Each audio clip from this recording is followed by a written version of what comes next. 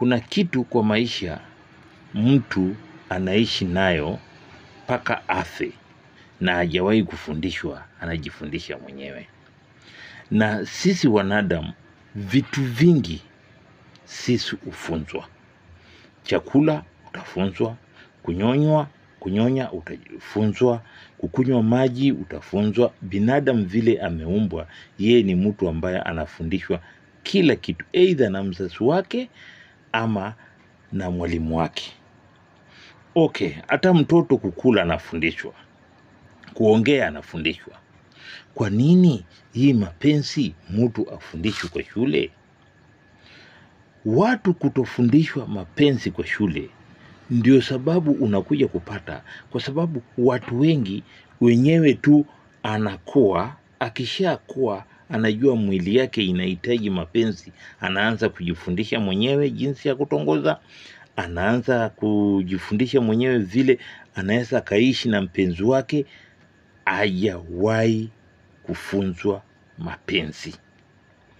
Sasa ndio najiuliza hivi, vitu vingi ambayo watu wanafunzwa hata kwa shule, zote nyingi zao zina end up kwa maisha ya sasa, pengine ya kazi ama biashara ama maisha tu hiyo.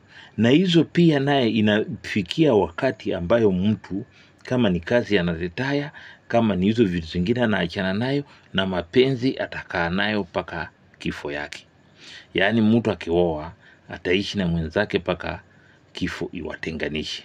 Kwa nini hiyo kitu ambayo mtu anaishi naye mpaka kifo iwatenganishe wasifunzwe kwa shule, ikue ni subject? Mtoto kuanzia chekechea anafundishwa, wewe ukishakuwa inatakana utongoze mwenzako hivi, uishi na mwenzako hivi. Ndio itapunguza mambo ya masingle mothers, masingle parents. Wengi wameshindwa kumaintain mapenzi, ndio unaona watu wengi wanaishi kisingo hivyo. Hata wengine wamekuwa tu hivyo hivyo, wameshindwa hata mpaka kuoa kwa sababu hawana ujuzi ya kutongoza, yani ni kitu ambayo hajawahi kufundishwa. Inastahili watu wafunzwe kwa shule kuanzia chekechea jinsi ya kufanya mapenzi, na hiyo mapenzi mtu atafanyaje. Kama ni kutongozana, mtu afunzwe kutongoza na watu wafundishwe. Ndio sababu itakuja kupunguza hata hii mambo ya wanawake kuitisha pesa kwa wanaume, mpaka wanawake wamechukulia mapenzi ni pesa. Inatakana wanawake pia wajue mapenzi ni nini, inastahili wafunzwe wajue, sio kitu tu ya mtu anaanza mwenyewe kujibahatisha maisha yake.